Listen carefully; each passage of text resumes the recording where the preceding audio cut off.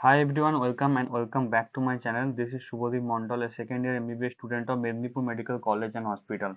তো দেখো এটা তোমাদের ফার্স্ট প্রপ এমবিবিএস বিডিএস এর ক্লিনিক্যাল সিরিজের 2 নম্বর ফিজিওলজির জন্য ভিডিও।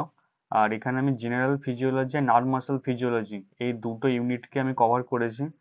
আর তোমরা যারা এই সিরিজটা দেখছো কন্টিনিউয়াসলি, তাদেরকে আমি বলবো যে তোমরা অবশ্যই কিন্তু এটা ফলো করো লাস্ট পর্যন্ত, তোমাদের প্রফের আগে পর্যন্ত।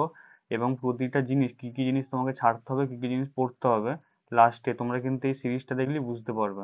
আর আমি জানি যে এই এই যে সিরিজটার ভিউজ অনেক কম হচ্ছে, 100 জন করে তোমরা দেখছো, আমি যেটা দেখলাম 110-12 জন করে। আর তোমরা সবাই বলছো দাদা প্লিজ এটাকে ডিসকন্টিনিউ করো না এই সিরিজটাকে।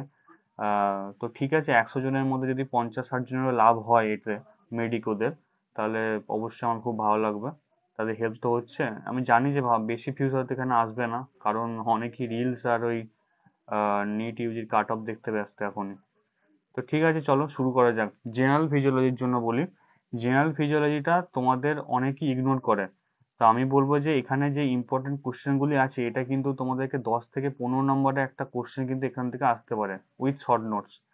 তো এখানে intracellular motor proteins or molecular motors, এটা তোমাদের শর্ট নোট হিসাবে আসতে পারে। তো intracellular motor proteins or molecular motors তোমাদের তিনটে রয়েছে: কাইনেসিন, ডায়ানিন অ্যান্ড মায়োসিন। এটা অবশ্যই একবার ভালো করে দেখবে। এবং এদের যে দুটো ফ্যাশন আছে, একটা হচ্ছে রেট্রোগ্রেড, একটা হচ্ছে অ্যান্টেরোগ্রেড। তোমরা যারা ডিপি পড়ো, ডিপিতে অল্প করে লেখা রয়েছে শর্ট নোটসের জন্য, ওটা যথেষ্ট। বা যারা অন্য বই পড়ো, তাদেরকে বলবো যে তোমরা এই জিনিসটা একবার ডিপি থেকে দেখে নেবে শর্ট নোটস হিসাবে, মানে ছোট করে লেখা রয়েছে কনসাইজ করে। তারপরে ইন্টারসেলুলার জাংশনে তোমাদের টাইট জাংশন, জোনুলার অ্যাডারেন্স, ডেসমোজোম, সেমি ডেসমোজোমস, এগুলো আসে। এটা তোমাদের লং অ্যান্সার কোশ্চেন হিসেবে আসতে পারে, কখনো আসেনি প্রফেতে এখন পর্যন্ত, কিন্তু এটা আসতে পারে। তারপরে what is homeostasis, positive negative feedback examples, what is apoptosis. তো দেখো, হোমিওস্ট্যাসিস মানে তোমাদের এখনো পর্যন্ত প্রফে বা আমি এমনি সেমিস্টারের কোশ্চেনে খুব কমই দেখেছি, কিন্তু এটা কিন্তু আসতে পারে, কারণ ইউনিভার্সিটি এখন একটু আনকমন কোশ্চেনের দিকে যাচ্ছে। তারপর হচ্ছে আয়ন চ্যানেল শর্ট নোট হিসেবে আসতে পারে, এসএন যেটা লেখা রয়েছে শর্ট নোট। তারপরে why sodium plus আয়ন্স can not pass through the potassium channels although the dehydrated sodium plus ion is smaller in diameter than the potassium channel lumen। তো এটা তোমাদের এক্সপ্লেন হয় হিসাবে আসতে পারে। Potassium ion channel contains a selectively filter within the channel pore। তাহলে potassium ion চ্যানেলে কিছু সিলেক্টিভলি ফিল্টার থাকে চ্যানেল পোরের মাঝখানে, মানে চ্যানেল পোরেতে। অ্যাকচুয়ালি তোমাদের ডিপিতে দেখবে একটা ছবিও দেওয়া আছে খুব সুন্দরভাবে, ওটা তোমাদের আঁকতে হবে, এটা কিন্তু এক্সপ্লেন হওয়ার জন্য খুবই ইম্পর্টেন্ট। অনেকে মিস করে যাও, তাই বললাম। ওতে কি থাকে, কন্টেন্স কার্বনিল অ্যাটম থাকে, এবার কার্বনিল অ্যাটম কি নেগেটিভলি চার্জ।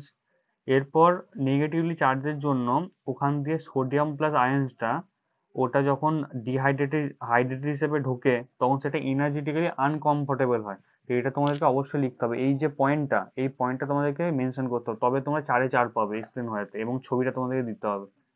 এরপরে আসি primary and secondary active transport. এটা তোমাদের ডায়াগ্রাম দিয়ে দিতে হবে। এসজিএলটি, সোডিয়াম গ্লুকোজ ট্রান্সপোর্টার, যেটা ওটা করতে হবে। ভেসিকুলার ট্রান্সপোর্ট, এক্সোসাইটোসিস আর এন্ডোসাইটোসিস, এর কি হয়, ক্লাসিন প্রোটিন কোথায় লাগে, এই সব জিনিসগুলো তোমাদেরকে অবশ্যই জানতে হবে ভেসিকুলার ট্রান্সপোর্টে।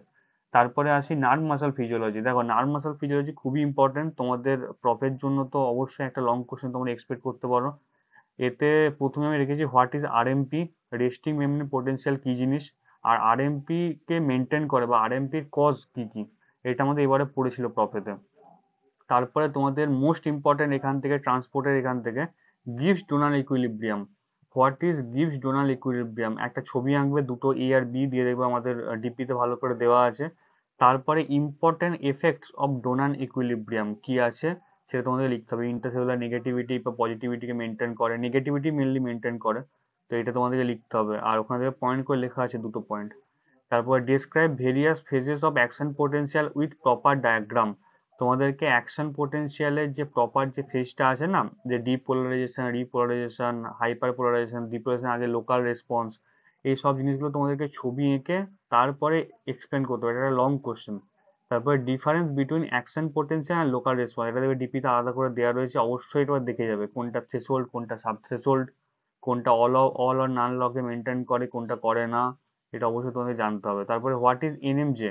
এনএমজে মানে হচ্ছে neuromuscular junction, give a proper diagram mechanism of neuromuscular transmission using flowchart. তো এটা তোমাদের এবারের জন্য খুবই ইম্পর্টেন্ট, 2021 ব্যাচের জন্য পড়েছিল, আমাদের জন্য কিন্তু আসেনি, তোমাদের জন্য বিশাল ইম্পর্টেন্ট। নিউরোমাস্কুলার জাংশনে তোমাদের একটা প্রপার ডায়াগ্রাম দিতে হবে, দেখো আমি এখানে ডায়াগ্রামটা দিয়েছি যেটা তোমাদেরকে আঁকতে হবে পরীক্ষাতে। আর ফ্লোচার্টের মাধ্যমে দেখবে ডিপিতে খুব সুন্দর করে দেওয়া আছে, তো এটা তোমাদেরকে অবশ্যই লিখতে হবে পরীক্ষার খাতায়। তারপরে এজেন্টস অ্যাফেক্টিং নিউরোমাস্কুলার ট্রান্সমিশন, তার মধ্যে কি কি আছে? বোটুলিনিয়াম টক্সিন আছে, যাকে আমরা বলি ফ্লপি বেবি সিনড্রোম, মানে এটা ফ্ল্যাসিড প্যারালাইসিস হয় একটা বোটুলিনিয়াম টক্সিনের জন্য বাচ্চাদের ক্ষেত্রে, এটা দেখো ভালো করে লেখা আছে ডিপিতে। ফাইসোস্টিগমিন নিওস্টিগমিন, এটা হচ্ছে অ্যান্টিকোলিন এস্টারেজ, এটার কি কাজ অবশ্যই ডিপিতে একবার দেখে নেবে ভালো করে। তারপরে মায়াস্থেনিয়া গ্রেভিস আর Lambert Eaton syndrome, very very important, আমাদের এবারেও এসেছিল। মায়াস্থেনিয়া গ্রেভিস আর ল্যাম্বার রিটার্ন সিনড্রোমের মধ্যে কি কি করে তোমরা পার্থক্য বুঝবে, কি মিল পার্থক্য, সেটা এসেছিল, তো অবশ্যই একবার দেখবে, বারবারই আসে এটা। তারপরে steps of skeletal muscle contraction in flowchart, অবশ্যই এটা দেখবে। What is sarcotubular system, excitation contraction coupling কি জিনিস। তারপরে আসি হোয়াট ইজ অক্সিজেন ডেপ্থ, role of ATP in skeletal muscle relaxation, very very important role of ATP, যেটা role of ATP in skeletal muscle relaxation. তোমরা তো কন্ট্রাকশনে পড়েছো, রিল্যাক্সেশনে কিন্তু এটিপির একটা যথেষ্ট রোল আছে, এটা অবশ্যই ভালো করে দেখবে। আর আরেকটা কথা বলে রাখি যে তোমরা যত ফ্লো চার্ট ইউজ করবে ফিজিওলজিতে, তত বেশি মার্কস কিন্তু তোমরা ক্যারি করবে। সুতরাং খুব ভালোভাবে পড়তে থাকো, এই সিরিজটা অবশ্যই চলতে থাকবে, আর ভিডিওটি অবশ্যই নিজেদের বন্ধুদের মধ্যে শেয়ার করো, তাদের উপকার হবে। আর ঠিক আছে, দেখা হচ্ছে নেক্সট ভিডিওতে। Thank you very much.